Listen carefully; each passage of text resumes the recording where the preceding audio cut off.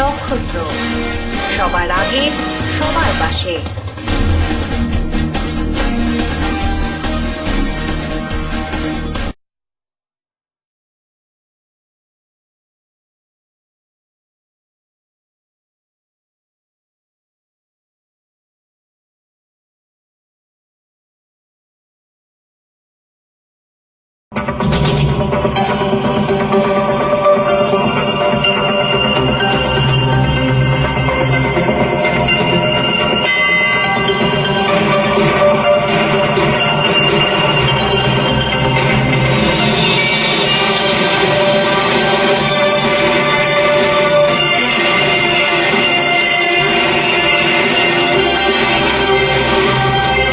নমস্কার, নক্ষত্র নিউজে আপনাদের সকলকে স্বাগত।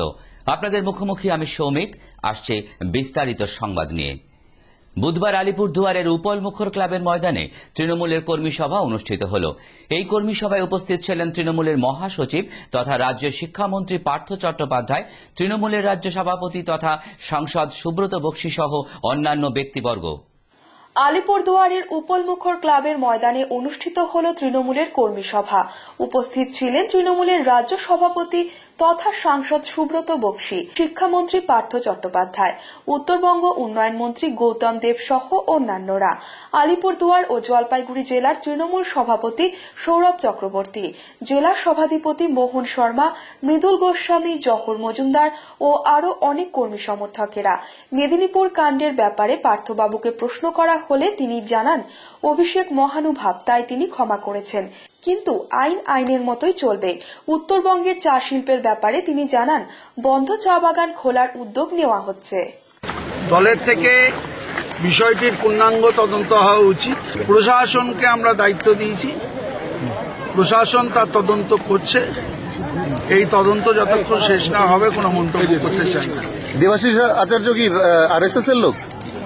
তদন্ত শেষ হলেই বোঝা যাবে। আমাদের ক্ষমার তো কোনো বিষয় নেই। এটা অভিষেক করেছে, এটা তার মহানুভবতা। কিন্তু যে ধরনের রিপোর্ট বেরোচ্ছে সংবাদ মাধ্যমে, যে ধরনের খবর আসছে, এই ঘটনার পূর্ণাঙ্গ তদন্ত হওয়া উচিত।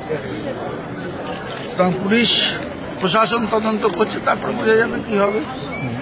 কতজন? 127 জনকে আমি দেখে যাই হোক, আমি করতে পারে যেহেতু দুটো জেলা থেকে আমার কাছে এই খবরটা গেছে, আমি সম্পূর্ণ দেখে তারপর মন্তব্য করছি। আচ্ছা, কার সমস্যা আছে? শিল্পের কোথায় জমি সমস্যা আছে আমাদের কাছে আসুক না। আমরা বলেছি চা বাগানগুলো যাতে তাড়াতাড়ি খুলে, তার জন্য আমাদের উদ্যোগী হতে হবে, আমরা উদ্যোগী হব। আজকেও কলকাতায় আর একটা শিল্প সম্মেলন হচ্ছে।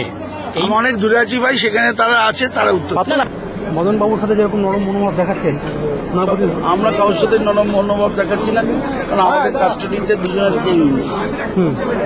আগামী 28 জানুয়ারি ময়নাগুড়ি কলেজে ছাত্র সংসদ নির্বাচনের নমিনেশন ফর্ম তোলার পর্ব শুরু হল বুধবার থেকে, চলবে বৃহস্পতিবার পর্যন্ত। কঠোর পুলিশি নিরাপত্তার মধ্য দিয়ে নির্বিঘ্নেই সম্পন্ন হল প্রথম দিনের বিভিন্ন ছাত্র রাজনৈতিক দলীয় সমর্থকদের নমিনেশন ফর্ম তোলার কাজ।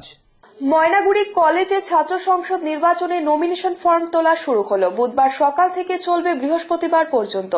নমিনেশন ফর্ম তোলাকে কেন্দ্র করে যাতে কোনো অপ্রীতিকর ঘটনা না ঘটে, তার জন্য ছিল কড়া পুলিশি প্রহরা। কলেজ চত্বর থেকে 200 মিটারের মধ্যে ছাত্রছাত্রী বা জনসাধারণকে দাঁড়াতে দেয়নি পুলিশ প্রশাসন। ছাত্রছাত্রী ছাড়া বাইরের কোনো লোককে কলেজ চত্বরে ঢুকতে দেওয়া হয়নি। এছাড়াও ছাত্রছাত্রীরা এদিন তাদের মোবাইল ফোন বাইরে রেখে ভেতরে প্রবেশ করে। ফর্ম তোলা চলাকালীন রাস্তার এক প্রান্ত থেকে অপর প্রান্তে চলে পুলিশি টহলদারি। এক কথায় বুধবার শান্তিপূর্ণভাবেই শেষ হল ময়নাগুড়ি কলেজের ছাত্র সংসদ নির্বাচনের নমিনেশন ফর্ম তোলার কাজ। ময়নাগুড়ি থেকে পলাশ সরকারের রিপোর্ট, নক্ষত্র নিউজ। আজকে ময়নাগুড়ি কলেজে আমাদের সমর্থিত ছাত্র বিদ্যার্থী পরিষদ এবিভিপি তুললো। আজকে ওরা 60টার মতো নমিনেশন ফর্ম তুলতে পেরেছে। ওরা অনেক সাফল্যের সাথে আজকের এই 7 এবং 8 তারিখ এই 2 দিন নমিনেশন তোলার ডেট, এবং সাবমিট হবে 9-10। বুধবার থেকে শুরু হল মালবাজার পরিমল মিত্র স্মৃতি মহাবিদ্যালয়ের ছাত্র সংসদ নির্বাচনের নমিনেশন তোলার পর্ব, চলবে বৃহস্পতিবারও।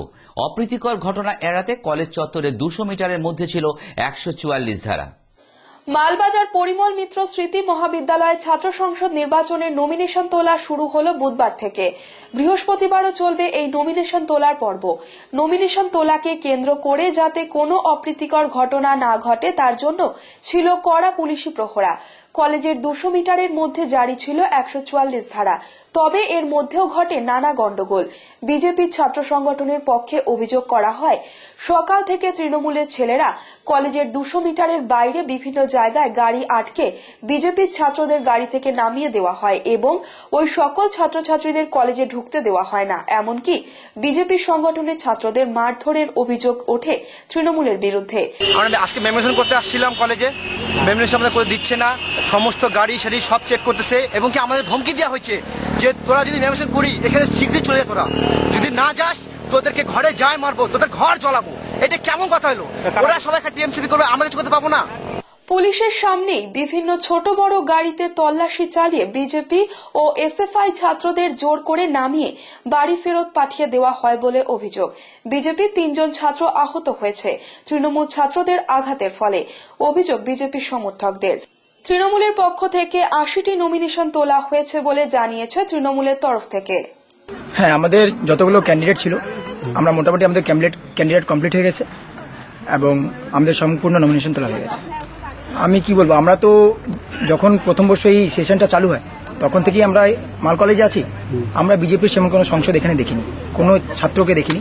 তো এবার একটা মিথ্যা অভিযোগ তো আপনারা দেখতে পাচ্ছেন, অপপ্রচার হচ্ছে, কিন্তু অপপ্রচারের মাধ্যমে আমাদের গিয়ে লাভ নেই। তারা আসলে আমরা কিন্তু তাদের কোনো বাধা দেবো না। তারা যদি নমিনেশন তুলতে চায় তা আমরা তুলতে দেবো। তো ওরা যেটা অভিযোগ করছে গাড়ি থেকে নামিয়ে দেওয়া, সেটা কি? না, সেটা একদমই মিথ্যা অভিযোগ, কোনো এরকম করা হয়। সময় একটা বিজ্ঞাপন বিরতির। ফিরে আসছি বিরতির পর, ততক্ষণ সঙ্গে থাকুন নক্ষত্র নিউজ।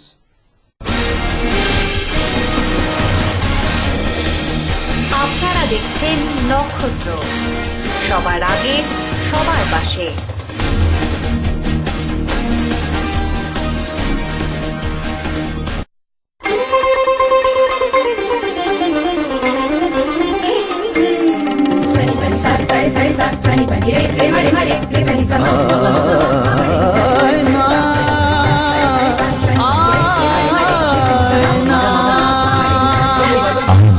সাদা মনের সাদা কথা। আয়না ডিশওয়াশার, আয়না শাইন, ঝকঝকে চকচকে, একদম ফাইন।